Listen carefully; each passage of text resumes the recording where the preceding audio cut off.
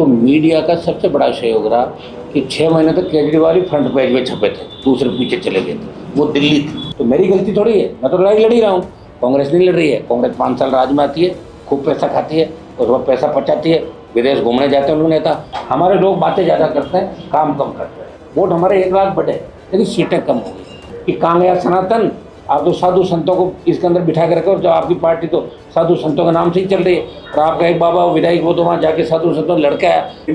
देखिए, अपने ये चाहते हैं कि आरपीएससी का यूपीएससी की तर्ज पे गठन हो। अपने यही तो कहना है कि आरपीएससी का यूपीएससी की तर्ज पे गठन हो। ऐसा नहीं यूपीएससी में कभी गड़बड़ नहीं हुई, कई बार यूपीएससी गड़बड़ हुई, लेकिन उसको वापस सही किया गया। यूपीएससी के मेंबर को फ़ोन करने से पहले 1000 बार लोग सोचते हैं, सिफारिश करने से पहले। यहाँ तो हर कोई जाके सिफारिश कर जाता है। आरपीएससी दीवार कूद के अंदर घुस जाते हैं, मेंबर्स के, चेयरमैन के सूचियाँ जारी कर लेते हैं। हमारे एक पहले चेयरमैन थे आरपीएससी के, वो तो पहले ही कॉपी घर पर रखते थे, अपने सारे बच्चों के रिश्ते अच्छे कर दिए उन्होंने। अच्छा, तुम आरएस बना दो, तुम्हें मेरी भतीजी से रिश्ता करोगे, मेरी भांजी के करोगे, 50-100 बना दिए, क्या करोगे आप? है ऐसा लोग। तो हम ये चाह रहे हैं कि 2004 से लेके 2025 जितने भी आरपीएससी के चेयरमैन रहे, जितने मेंबर रहे, उनके रिश्तेदारों की, और जो चयन जिनका हुआ है, चाहे वो एसडीएम बना, डिप्टी बना, चाहे आरजेएस बना, उसमें भी आरपीएससी की महत्वपूर्ण भूमिका होती है, हाईकोर्ट के साथ साथ। ये बड़े पदों पर जो लोग बैठे हैं, उनके रिश्तेदारों की अलग सूची बनाए, जिससे जनगणना हो रही है। उन मेंबर के साथ जो सेकेंड डिवीजन थे 10th-12th में, वो टॉप कैसे कर रहे हैं, वो कैसे आरपीएस बन रहे भाई। तो ये इनकी जांच करने की मांग हमने पहले भी रखी थी, लोग जब विधानसभा के अंदर थे, प्रयास भी किया था। जब ये आपका एक बार मुद्दा उछला था 2014-15 के दौर में, जब हबीब खां गोरान को जेल में डाला, वो मामला भी हमने उठाया था। और होता क्या है, हम किस बात को उठाते हैं, 3 दिन बाद चली, 14 दिन सरकार में बैठे लोकतंत्र हावी हो जाता है। और विपक्ष को जहाँ एकजुट होकर लड़ने की आवश्यकता, विपक्ष एकजुट नहीं है। और कांग्रेस खुद इतने धड़ों में बंटी हुई है, 1 दर्जन मुख्यमंत्री कांग्रेस के आज की तारीख में है। सरकार इनकी नहीं आ रही, लेकिन 1 दर्जन सीएम के सपने लोग ले रहे हैं, हम सीएम बन जाए, वो बन जाए। राजस्थान की जनता किसी को चिंता नहीं, इसलिए जो भी स्थितियाँ उसमें हम प्रयास करेंगे, लंबी लड़ाई भी लड़ेंगे और राजस्थान को न्याय देंगे। कांग्रेस महेश जोशी के लिए भी लड़ाई नहीं लड़ रही। देखिए, कांग्रेस के महेश जोशी के साथ और भी लोग, उनको मैं तो कह रहा हूँ उनको गिरफ्तार करना चाहिए। रीट के आरोपी कौन है? भजनलाल जी ने कहा भाई कांग्रेस के नेता मेरे से रात को घर पे मिलते हैं, पकड़ो उनको। जिनकी कलाम कोचिंग पर आरोप लगे, किसकी कलाम कोचिंग चेक क्यों नहीं कर रहे हो आप? क्या करना आपका? पकड़ा दकड़ी करो जिनकी, ताकि आइंदा से मैसेज दो, आइंदा से ऐसा काम कोई भी नेता करने से पहले 1000 बार राजस्थान में सोचे। सांसद साहब, आपने कहा कि हम चाह रहे हैं कि इस बार राजस्थान में तीसरा मोर्चा और राष्ट्रीय लोकतांत्रिक पार्टी सबसे बड़े दल के रूप में आएगा राजस्थान में, क्योंकि लोगों का माइंड सेट है यहाँ पे। आप देखिए, जहाँ जहाँ सरकारें बनी है, केजरीवाल की अगर सरकार बनी तो मीडिया का सबसे बड़ा सहयोग रहा कि 6 महीने तक केजरीवाल ही फ्रंट पेज में छपे थे, दूसरे पीछे चले गए थे, वो दिल्ली थी। आपके सहयोग के बिना सरकार नहीं बन सकती। राजस्थान में लोग भूलते हैं, राजस्थान का जो इतिहास है उसके अंदर भी आप देखोगे कि इतिहास के अंदर किस तरह लोग अपने खड़े हो जाते तुरंत। सबसे पहले खड़े होने का राजस्थान में खड़े हुक्म यूँ करके खड़े हो जाते, लोगों को देखो राजस्थान। तो उनको इसमें भी जाना होगा कि तुम इस इतिहास को भूलो और नए हिसाब से आप लोग चलो। इतिहास के अंदर जो कमियाँ रही, लड़ ले होंगे 2-4 राजा महाराजा, उससे क्या होता? हिस्ट्री नहीं भाई, अपनी हिस्ट्री नहीं है। अंग्रेजों के खिलाफ जो लड़ाई लड़ी, कहाँ इतिहास था अपना? बताओ मुझे, कितने लोग अंग्रेजों के खिलाफ लड़ते थे? अब गीत तो नहीं गाए जाते हमारे। या तो पंजाब के भगत सिंह जी और सुखदेव, राजगुरु, तमाम जो बंगाल, उत्तर प्रदेश, उन लोगों को याद किया जाता। अपने कितने लोग थे? हाँ, कुछ लोगों ने साबित दे दी होगी, इसका मतलब ये नहीं का माइंड सेट है। यहाँ लोग क्या करते हैं, आराम करना चाहते हैं, एक बात को नई बात 9 दिन और फिर भूल गए। ये राजस्थान के लोगों की आदत है। और देखिए, मैंने जब किसान आंदोलन में सत्ता छोड़ी तो कायदा तो ये था कि किसानों को मेरे को इतने वोट देने चाहिए, मेरे 20-25 MLA आते हैं, 1 से 0 पर लेके आ गए। तो मेरी गलती थोड़ी है, मैं तो लड़ाई लड़ ही रहा हूँ। हमारे ऊपर उंगली नहीं उठा सकता राजस्थान का कोई भी व्यक्ति, क्योंकि विपरीत परिस्थिति में सत्ता छोड़ के 25 साल से अगर राजस्थान में कोई लड़ रहा है, कांग्रेस नहीं लड़ रही है। कांग्रेस 5 साल राज में आती है, खूब पैसा खाती है, उसके बाद पैसा पचाती है, विदेश घूमने जाते हैं लोग नेता, फिर आते हैं, फिर जाते हैं। लेकिन राष्ट्रीय लोकतांत्रिक पार्टी और ये व्यक्ति आपके सामने बैठा है, जो हमेशा ये कह रहा है कि तीसरा मोर्चा बनाएं, कांग्रेस बीजेपी के खिलाफ जितने भी लोग हैं उनको हम एक मंच पर लाएंगे। हमने प्रयास भी किया, चाहे चोड़ीलाल जी लड़े, जब अकेले थे उनके साथ कोई नहीं था, तब हनुमान बेनीवाल उनके साथ था, वो मुझे छोड़ के भाग गए वसुंधरा जी। वह कितनी गालियाँ वसुंधरा जी को उन्होंने दी होगी, अब भूल गए, एक साथ खाना खा रहे हैं। मैं नहीं भूल सकता, मेरा एक बार जिससे झगड़ा हो जाता है वो अंतिम समय तक याद रहता है, ये मेरी आदत है। और मैंने पार्टी बनाई जवान किसान के लिए, जहाँ भी जवान किसान को आवश्यकता होगी मैं आगे खड़ा मिलूंगा। अग्निवीर की लड़ाई भी राष्ट्रीय लोकतांत्रिक पार्टी लड़ रही है देश के अंदर। अगर सारे दल मिलकर और अग्निवीर के खिलाफ अगर लोकसभा को ठप कर दे 5 दिन तो अग्निवीर 5 दिन में सब खत्म हो सकता है, लेकिन लोगों को करना नहीं, किसी को मतलब नहीं। और हमें इसलिए करना कि हमारे बच्चे सबसे ज़्यादा राजस्थान, हरियाणा, पंजाब, उत्तर प्रदेश से दिल्ली के बच्चे सब ज़्यादा सेना में जाते हैं, इसलिए हमें हमारे बच्चों की चिंता है। लोग अग्निवीर में जाना ही नहीं चाहते, लोग आर्मी का क्रेज खत्म हो गया, सेना का सम्मान जो था कहीं सेना ऐसे ही महसूस कर रही है। CAPF का जो बिल आया इसे पैरा मिलिट्री फोर्स भी हताश है। तो हम ये चिंता करें इस देश की कि आगे देश का क्या होगा, आगे प्रदेश का क्या होगा। हमारे यहाँ कौन सुरक्षित है? आप बताओ। पत्रकार सुरक्षित है, नेता सुरक्षित है, अस्पताल सुरक्षित है क्या? SMS के अंदर आग लग गई। यहाँ तो जो ICU है वो भी सुरक्षित नहीं, एम्बुलेंस सुरक्षित नहीं, थाने सुरक्षित नहीं, जहाँ रेप की घटनाएं हो रही है। आखिर कौन ठीक करेगा राजस्थान को? तो इसके लिए हम सब मिलकर प्रयास कर रहे हैं, और प्रयास ही करता व्यक्ति। हार जीत तो देखो एक चीज़ के दो पहलू, एक हार और एक जीत, लेकिन हमारी लड़ाई के अंदर कहीं आपको कोई कमी नज़र नहीं आएगी।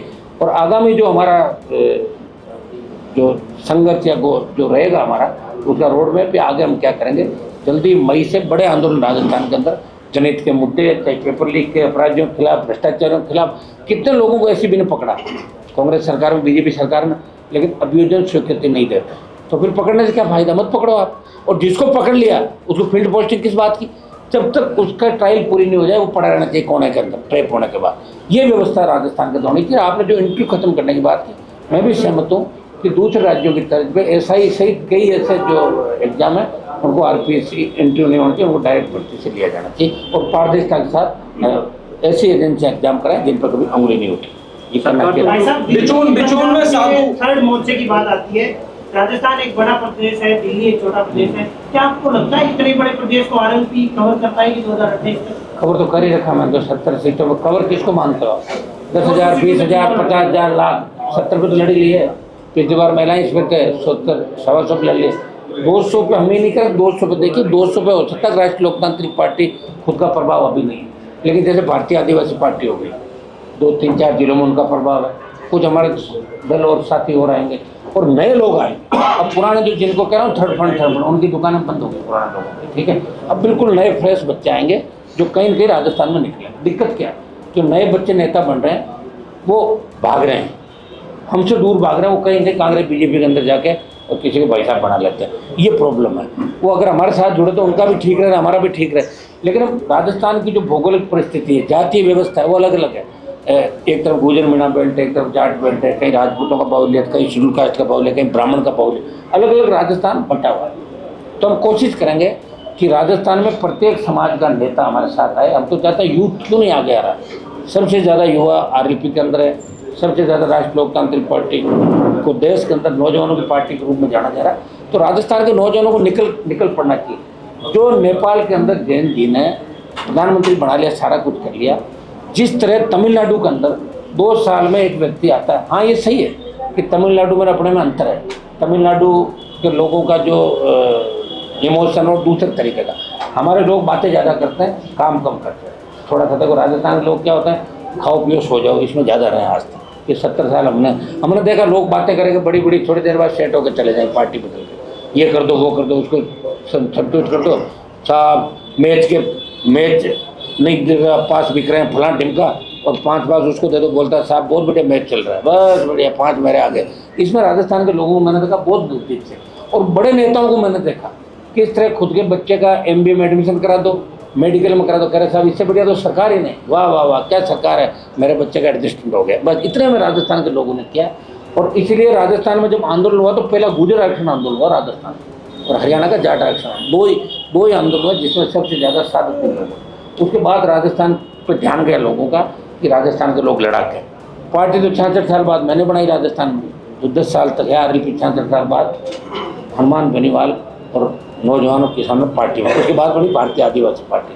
तो 2 ही पार्टियां बनी राजस्थान की, लोक दल, जनता दल, दम की पार्टी। ये पार्टियां तो बाहर की थी, UP हरियाणा के लोग उनके अध्यक्ष थे, वहाँ से झंडा आता था, डंडा आता था, उसको लेकर घूमते थे राजस्थान के लोग। ये मैं राजस्थान के लोगों को जगा रहा हूँ कि वो उठो और अपनी व्यवस्था को बदलो, और नहीं बदलोगे तो तकलीफ खुद पाओगे। हमारा हम तो पा ही रहे हैं भाई, तुम राजस्थान के अंदर अगर जन्म लिया है तो राजस्थान के अंदर राजस्थान के लोगों की सेवा करते करते अगर 0 भी रिजल्ट आए तो भी हम परवाह नहीं करते। 28 तक हम लड़ाई लड़ेंगे, प्रयास करेंगे कि तीसरा मोर्चा भी बने, सारा कुछ हो और हम सबको साथ लेके चलना चाहते हैं। पिछली बार अगर मैं कांग्रेस पार्टी से अलायंस कर लेता तो बीजेपी नहीं आती सत्ता के अंदर, लेकिन मैंने कमिटमेंट किया था कि कांग्रेस बीजेपी से हम अलायंस नहीं करेंगे और हम अकेले लड़ेंगे, और अकेले ही लड़े।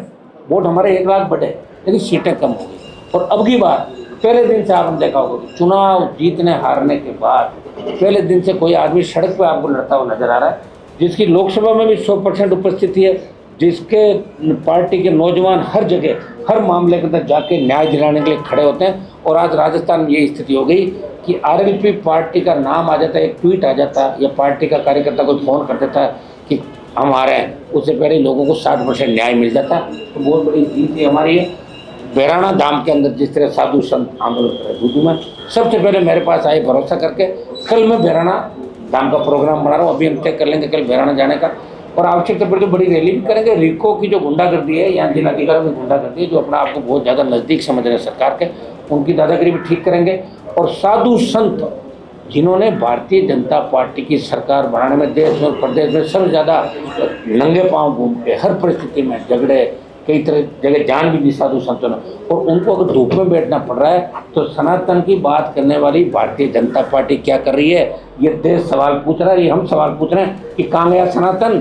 आप तो साधु संतों को इसके अंदर बिठा के रखे, और जो आपकी पार्टी तो साधु संतों के नाम से ही चल रही है, और आपका एक बाबा विधायक वो तो वहाँ जाके साधु संतों लड़का है, कितना बड़ा दुर्भाग्य बताओ मुझे। तो कल मैं वहाँ जाऊँगा और बैराना धाम के अंदर भी साधु संतों की जीत हम कराएंगे, वो निश्चित रहे। 100% जीत जो चाहते हैं वो चाहते हैं होगा, रिको को वहाँ से भगाएंगे और उनकी बात रखें। पायलट की भूमिका कैसी देख रहे हैं राजस्थान में, क्योंकि प्रदेश प्रभारी भाजपा तो उनको उकसा रहे हैं और प्रदेश अध्यक्ष निमंत्रण दे रहे हैं, आ जाओ पार्टी गलत है हमारे पास आ जाओ। हाँ, तो वो पहले क्या बीजेपी के पायलट साहब नज़दीक रहे हुए हैं ना, इसलिए अब जैसे मान लो मैं बीजेपी के अंदर रहा हुआ हूँ, मैं बीजेपी से हट के बाहर आया तो कहीं कहीं बीजेपी ये सोचती है हनुमान जी पहले हमारे थे उनके दिमाग में, लेकिन मैंने पार्टी बना ली इसलिए मुझे अब नज़दीक नहीं मानते थे, मेरी पार्टी अलग हो गई ना। पायलट साहब अदुल जुल में वो तो कहा था ना कि एक टांग इधर एक टांग उधर, तो कहीं कहीं उनका इशारा, और ये सही बात है, भारतीय जनता पार्टी के नेताओं के कांटेक्ट में है पायलट साहब आज भी। बीजेपी के लोग ये कहते हैं कि गुजरों में अगर हमारे पास सबसे मजबूत नेता है बीजेपी के पास तो सचिन पायलट है, ये बीजेपी के नेता कहते हैं। मैं क्या करूँ, वो कहते हैं, मैं थोड़ा कह रहा हूँ उनको पार्टी बनानी चाहिए। हमने तो कोशिश की उनको 2 बार सीएम बनाने की, भाई 18 में भी सीएम बनाने की कोशिश की, गहलोत से दुश्मनी ली, उनके बेटे को हराया, और फिर जब सरकार गिर रही थी तब 3 विधायक मेरे सचिन पायलट के साथ है, पायलट सीएम बना। अब उनकी किस्मत में नहीं है तो मैं क्या कर सकता हूँ, मैं थोड़ी किस्मत लिखूंगा, और अब वो नहीं रह सकता। अब आप केरल में कह रहे हैं हमने जीता दिया, अरे यार खुद राजस्थान तो जीता ही नहीं पा रहे।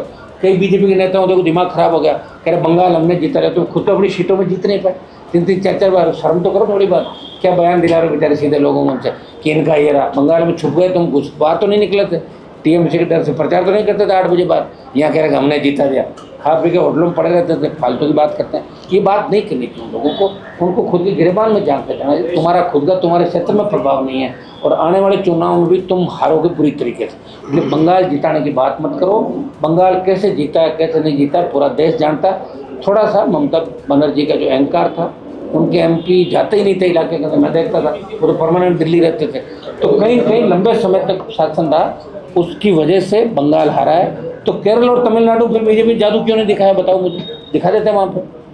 अब आगे आ जाएगा पंचायत राज चुनाव, राजस्थान के चुनाव आ जाएंगे, हम इसके अंदर नहीं पड़ रहे हैं। और क्योंकि बार बार आपका सवाल ये सही है कि थर्ड फ्रंट कब बनेगा, तो सही है, आप भी तो साथ दो मेरा, मीडिया वाले दिया था ना केजरीवाल का, बना दिया सीएम, हो जाओ 1 महीने के लिए, बोल दो कि 1 महीने हम सिर्फ हनुमान बेनीवाल के साथ खड़े, बन जाएगी सरकार।